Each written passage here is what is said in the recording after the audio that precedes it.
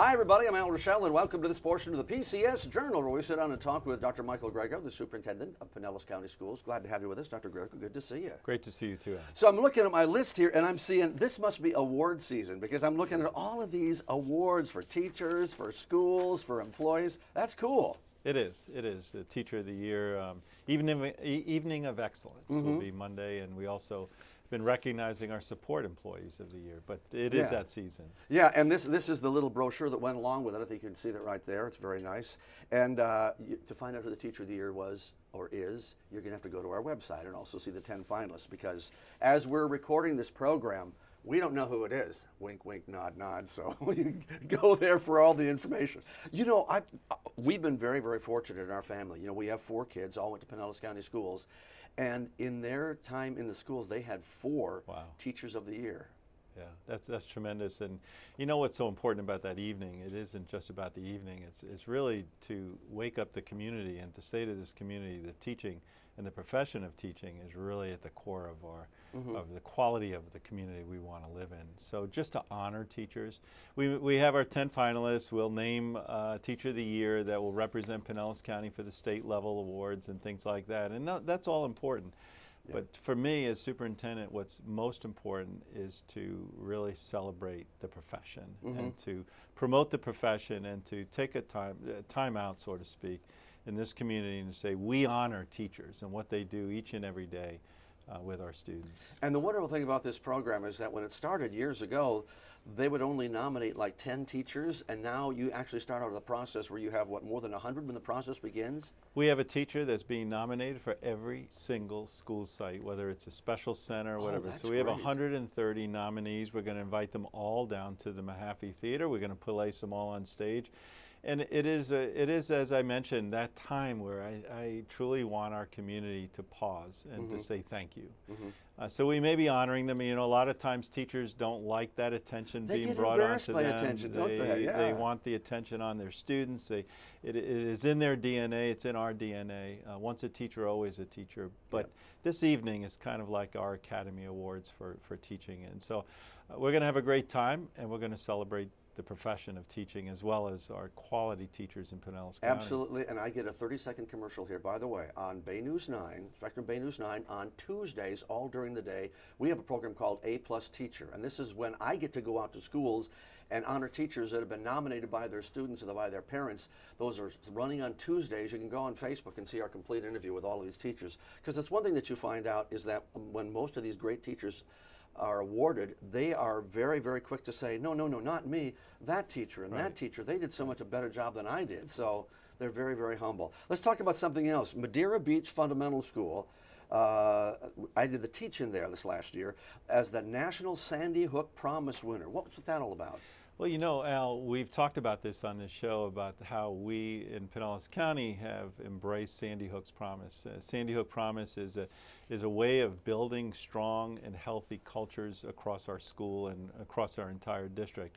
We actually worked with Sandy Hook Promise before this tragedy at Marjorie Stoneman Douglas last February, and to bring a healthy culture, as I mentioned, and so it's age appropriate. In fact, this last week I sat in on the high school version of that training where it's see something, say something. Right, yeah. And it brought some young trainers in, really wonderfully related to the high school student. But at the elementary, it's the start with hello. It's to build a culture of, we don't want students isolated, but we want students and to try to help students teach how to be more social and how to care for each other. And so the Sandy Hook Promise has this national contest with over 3,200 schools have applied for this contest in terms of how did you roll out start with hello in the elementary schools. Yeah. And out of all the schools in the country, Madeira Beach was first place. And so the entire country. The entire country. Oh my gosh. They've done a tremendous job of rolling that out, their students, their parents, and they were evaluated on how well they connected with the community, not just the students, the teachers, what the program was about, and they took this program and ran with it. Mm-hmm. So they will be attending the Sandy Hook Promise National Conference, and a representative has already come to that school to recognize the student body. But more importantly than this one, and I understand we're talking a lot about awards and things like that. Yeah. We have this program in each and every one of our elementary schools, Start with Hello, and it's just a way of teaching character, education, and caring for each other. And who thought we would ever come to a point in our country where we'd have to teach people how to say hello? Social media has changed the way, particularly our children, interact with each other, or sadly, don't interact with each other because they kind of use the computer as kind of a friend, and you know, computers are there when the power's out, they're gone, and you can't build relationships unless you actually have one-on-one conversations. So let's, as we roll on with the award season, we have another one here. School psychologist Taryn Ecker named PCS Student Services Employee of the Year.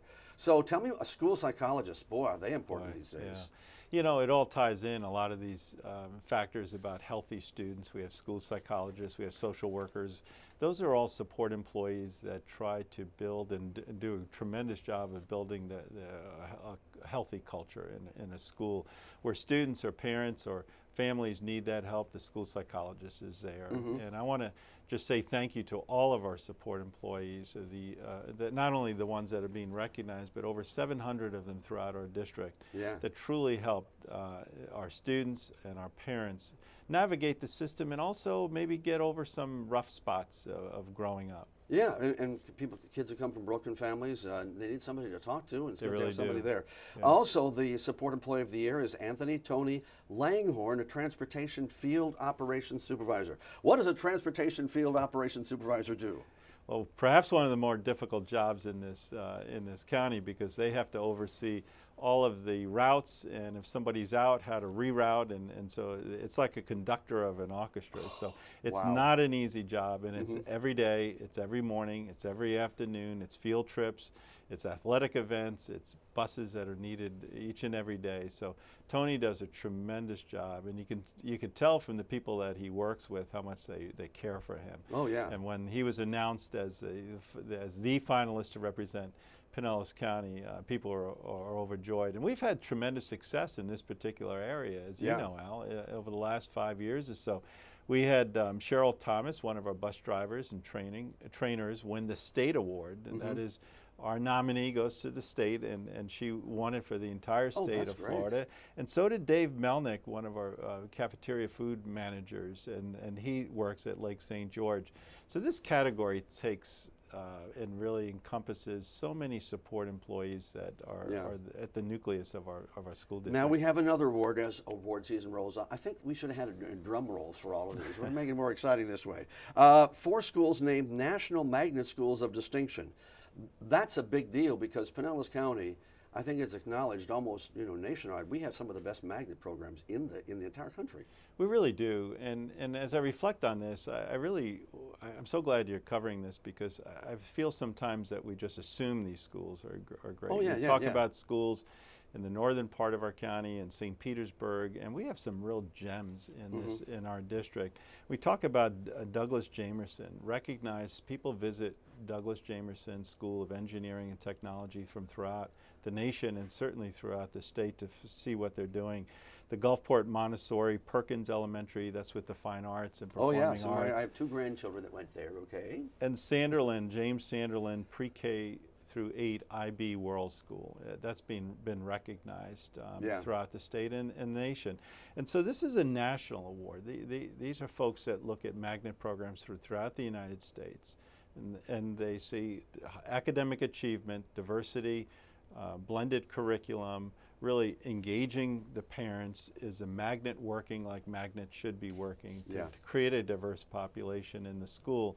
And these schools excel, and I really want our communities to celebrate these schools and many other magnet programs, but these schools are being recognized nationally. In fact, at the Magnet Schools of America Conference in April in Baltimore, Maryland. Hey, a news item that I forgot to mention off the top, but I want to mention right now. You have now settled with the teachers, correct? We have, yes. So that's good news. It's going to be hopefully ratified, going out for a vote, and teachers will obtain their raises and their back retro in the retro pay from last July, from July 1 on. And we're and hoping. they got some work rule changes too that would benefit them, correct? Yes, we were able to, as I mentioned before, we were very optimistic that we were going to get to an agreement, and we did. Yeah. And so I'm very excited about that. Our teachers deserve that. Oh, and yeah, more, and absolutely. They really do. So we're looking to roll that out in the middle of February, hopefully, if ratified. But Yeah. it's right now it needs a vote. So I'm looking at this and I go, Pinellas County Schools to open a new elementary school? Where's that? We're reopening the old Pinellas County Elementary School, Al, up in Palm Harbor. Oh, okay. In Palm sure. Harbor Elementary, it was named at that time. And we're going to open it up as a choice school. And you know, we have the gifted Center of Gifted Studies at Ridgecrest we started. And Right. this past year we opened up the Gifted Center of Studies at Midtown in St. Petersburg. And so to regionalize this, we're opening up one in the northern part of our county. So we'll have a full-time gifted studies program by choice only, in no zone, except it'll be the northern part of our county will be the zone at Palm Harbor, and soon to be named, a new school opening up. We have Ridgecrest in the center part of our district, and we have Midtown in the southern part. So families then do not need to have and put their children on a bus for long hauls, sometimes that's an a big hour, deal, hour or too. more. Yeah. Another part, a really interesting part that we're partnering with USF Tampa, is that we're conducting more of a research area for students with dyslexia or characteristics of dyslexia, and that we're going to partner with the University of South Florida and the College of Education and do some studies there so that we can use it as a demonstration, so those strategies can then be spread throughout our district. We're very excited about that, and those things are going to coexist on the same campus at Palm Harbor. We're going to be naming a principal over the next month. We'll go through the naming of a school. We're renovating that facility. It's going to be How many students will be there? There's going to be about 390, a little under 400 students there. That's great. It's going to be a nice, beautiful school. It's in that community. Our own maintenance department is doing the majority of the work. I visited that school a few weeks ago, and I can tell you I'm very excited about it. We had an open house for the gifted studies. We had just about 400 people attend. Oh boy, that's great. And we had an open house for the, what I'll say, students with dyslexia or characteristics of that, and we had a tremendous turnout too. I'm very excited about this program. Super. Let's mention two quick things here just going out. Prepaid enrollment opens up on February the 1st. Pinellas County Schools partnering to let people know about that. And then also kindergarten registration. Hello, you need to register if your kids are going to go to kindergarten, even if you've got junior high and high school. You still have to do that, right? A lot of people forget that. We do. Yeah, we still get people a week before school, so we're out early. As you know, you covered last time that we had Ready Set Kindergarten the second week in January. We opened our schools. We had tremendous participation.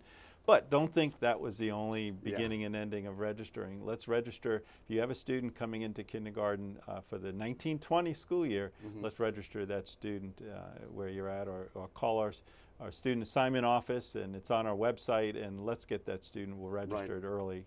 And don't forget, folks, we do have a website, and many of these topics that we talk about are covered on our website, which is www.PCSSB, is that right? Just PCSB. PC, which stands for Pinellas County School Board. .org. .org. Yes. There's so much information. Should I write that down here, folks? But anyway, go to our website because we have a lot of the information there that we talk about in our program here. So, Dr. Grego, thank you for good talking to you. Thank you, Al. And we'll be back with more right after this.